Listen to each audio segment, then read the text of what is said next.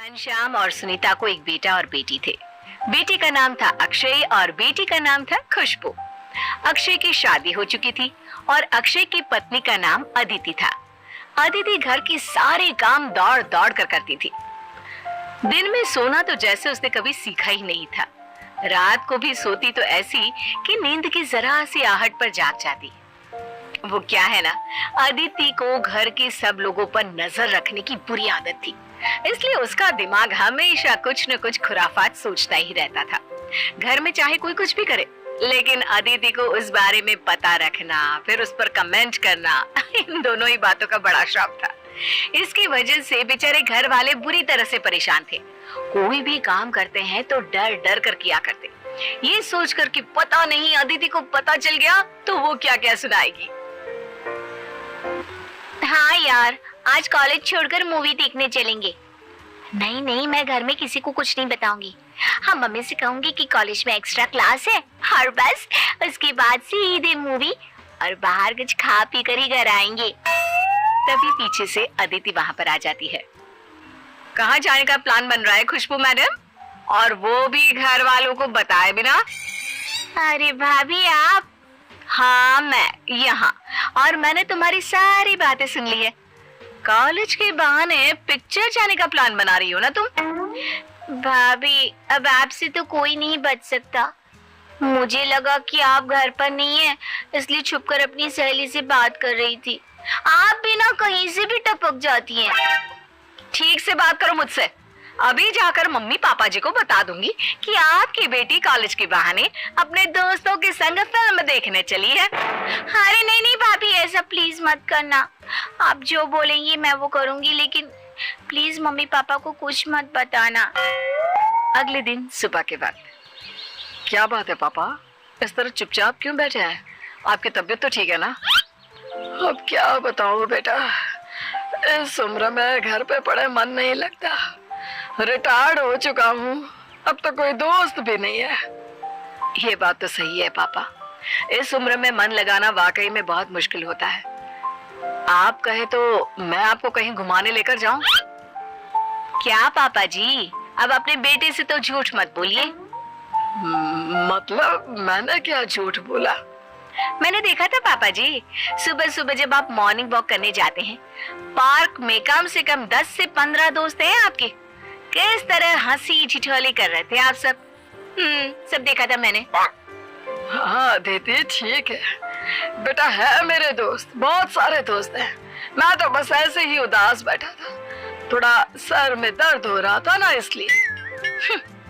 मेरी नजरों से कुछ नहीं बच सकता पापा जी, सब जानती हूँ मैं। मेरी ना तीनों आंखें खुली रखती हूँ। लेकिन बेटा, वो सारे दोस्त सुबह के वक्त मिलते हैं, उसके बाद तो सारा दिन बोर हो जाता हूँ ना मैं।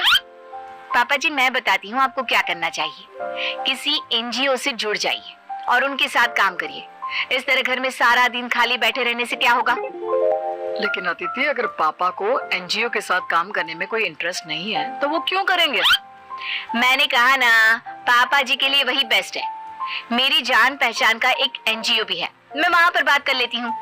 पापा जी आप कल सुबह उठकर वहाँ चले जाना, आपका मन लगा रहेगा। कुछ दिनों बाद।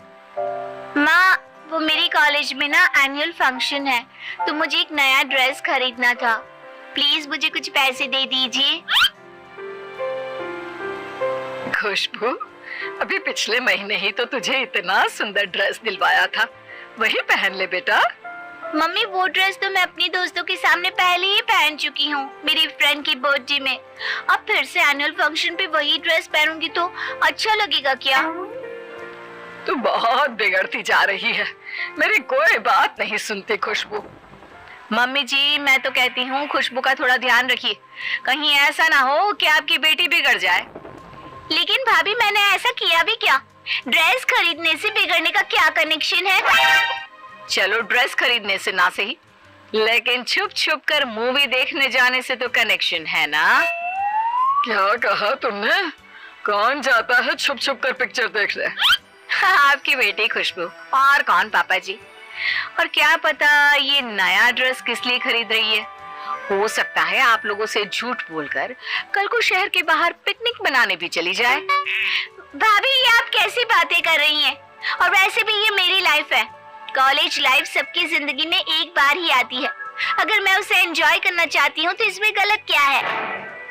वो सब छोड़ो, खुशबू साफ साफ बताओ, क्या तुम हम लोगों से झूठ बोलकर फिल्म देखने गई थी? नहीं मम्मी, ऐसा कुछ भी नहीं है। भाभी तो कुछ भी बोलती है। अच्छा, मैं कुछ भी बोलती हूँ? एक मिनट रुकिए मम्मी जी, मेरे पास ना सबूत है इस बात का। अदिति अपने फोन में खुशबू और उसकी सहेलियों का फोटो दिखाती है जिसमें वो फिल्म देखने गए थे। लेकिन भाभी, आपको ये पिक्चर्स किसने दी? कौन देगा? उस दिन मैं तुम्हारे पीछे पीछे गई थी तुम पर नजर रखने के लिए कि आखिर जाती कहाँ हो तुम। बहू माना कि खुशबू अपनी सहेलियों के साथ फिल्म देखने गई थी, लेकिन इस तरह उसका पीछा करके उसकी जिंदगी पर नजर रखना ये तो अच्छी बात नहीं।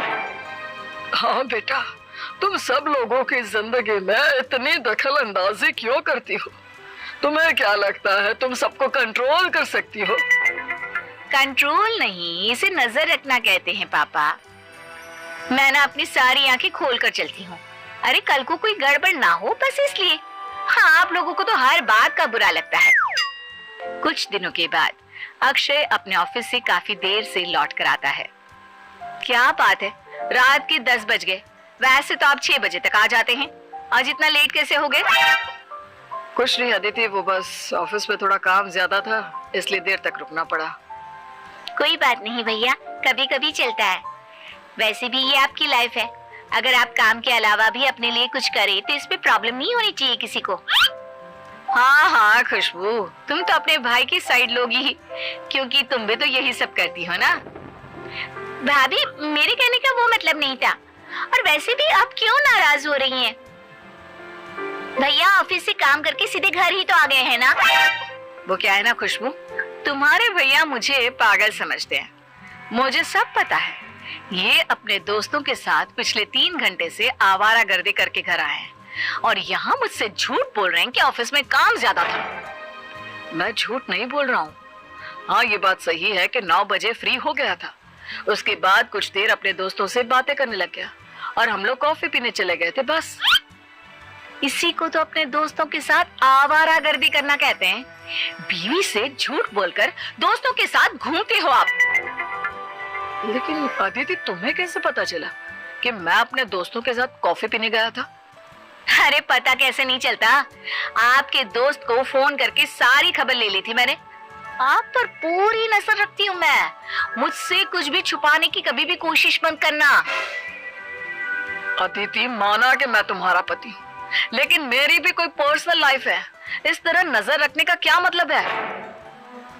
अब आप इसे कुछ भी समझे, बस ये आदत है मेरी। और सुनो, अगली बार से ऑफिस से सीधे घर आना, समझे? घर में एक बीवी भी है जो तुम्हारा इंतजार करती है। हाय, बड़े दोस्तों के साथ कॉफी पीने वाले। इतना कहकर अदिति वहां से चली जाती है। उसके जाने के बाद, भैया आपको नहीं लगता भाभी हम सबकी लाइफ को कुछ ज्यादा ही कंट्रोल करती है? मेरा मतलब आप और मैं तो क्या, लेकिन उन्होंने तो पापा को भी नहीं छोड़ा। वही तो, मैं भी परेशान हो गया हूँ अदिति की इस आदत से। हर बात पर नजर रखती है। यार, मेरे किसी दोस्त का कॉल आया, मैंने उससे बात क्या कर ली, मैं कहाँ जा रहा हूँ, क्या खा रहा हूँ। ऐसा लगता है जैसे मेरी पर्सनल लाइफ तो है ही नहीं। और मैं अपने बारे में क्या बताऊं भैया, भाभी की नजरों से तो बचना बहुत मुश्किल है। अपनी किसी सहेली से फोन पर बात भी करती हूँ ना, तो उसकी सारी डिटेल भाभी को पता होती है। जानते, मेरी सारी सहेलियों के नंबर अपने फोन में सेव करके रखती है और कभी भी किसी से कुछ भी पूछ लेती है। वाकई में मेरी बीवी से तो भगवान ही बचाए। और फिर कुछ दिनों के बाद, बहू मैं जरा अपनी सहेली को मिलने जा रही हूँ, 2 घंटे में लौट आऊंगी। ठीक है मम्मी जी, जल्दी आइएगा, फिर शाम का खाना देर से खाते हैं तो प्रॉब्लम हो जाती है ना आपको। अच्छा अच्छा ठीक है, जल्दी लौट आऊंगी। शाम के वक्त, मम्मी जी आपने तो कहा था कि आप अपनी सहेली को मिलने जा रही हैं। हाँ, तो सुनीता अपनी सहेली को ही मिलने गई थी, और कहाँ जाएगी वो। पापा जी आपको नहीं पता, मम्मी घर से झूठ बोलकर सीधे अपनी सहेलियों के साथ पार्टी मनाने चली गई थी। अरे बहू, तुमने क्या हम सब के अंदर सीसीटीवी कैमरा लगाया हुआ है? तुम्हें कैसे पता कि मैं किसी पार्टी में गई थी? लेकिन मम्मी, अगर आपको किसी पार्टी में जाना ही था तो आपने घर पर हम लोगों से झूठ क्यों बोला? इसलिए झूठ बोला मम्मी जी ने, ताकि कोई ये ना कहे कि इस उम्र में भी उनको पार्टी करने का शौक है। उन्हें तो अपनी सती सावित्री वाली इमेज बनाकर रखनी थी ना। क्यों मम्मी जी, सही कहा ना मैंने? अरे नहीं नहीं बेटा, ऐसी कोई बात नहीं है, तुम गलत समझ रही हो। मम्मी जी, आपने जो किया वो ठीक, लेकिन अगली बार से ध्यान रखिएगा, शाम के 5 बजे तक घर आ जाया कीजिएगा। वो क्या है ना, शाम को मुझे भी तो पार्क में घूमने जाना होता है, और फिर देर से खाना खाकर आप परेशान होती हैं, रात भर पेट में दर्द होता है और बार बार मुझसे दवाई मांगती है। इसलिए अगली बार ध्यान रखिएगा। अरे बहू, तुम तो जासूस की तरह नजर रखती हो। एक बार मेरी बात तो सुन लो, अपनी ही कहीं जा रही हो। अरे इसमें नजर रखने वाली क्या बात है? मैं तो आप सबका ख्याल रखती हूँ ताकि कल को कोई प्रॉब्लम ना हो। देखो बहू, मैं अपनी सहेली से मिलने जरूर गई थी, लेकिन मेरी सहेली के घर पर पार्टी थी, इस बात का मुझे अंदाजा नहीं था। अगर वहां पर पार्टी शुरू हो गई और उसने मुझे रोक लिया तो इसमें क्या परेशानी है? देखा अदिति, मम्मी ठीक कह रही हैं। इस तरह सबकी लाइफ में इतना ज्यादा इंटरफियर करना अच्छी बात नहीं है, और जिसे जो करना है वो करेगा ना। तुम सबकी जिंदगी कंट्रोल नहीं कर सकती। अरे इसे जिंदगी कंट्रोल करना थोड़ी ना कहते हैं, इसे तो केयर करना कहते हैं। भाभी, केयर करना उसे कहते हैं जिससे सामने वाला इंसान भी खुश रहे, लेकिन आप जो करती हैं ना, उसे प्राइवेसी में दखल अंदाजी करना कहते हैं। और एक बात ध्यान रखिएगा भाभी, कोई भी इंसान किसी दूसरे की लाइफ को कंट्रोल नहीं कर सकता, तो आप भी वो कोशिश मत करिए, क्योंकि अगर आप ऐसा करेंगी ना तो सिर्फ रिश्ते खराब होंगे। खुशबू ठीक कहती है, तुम बहुत अच्छी हो अदिति। बस ये सब लोगों पर अपनी नजर रखना और उनको बात बात पर टोकना बंद कर दो। अब अदिति की आंख खुल जाती है। अपनी इस आदत की वजह से सब लोगों के मन में अपने बारे में ये सोच देखकर वो अपने आप को बदलने का सोच लेती है।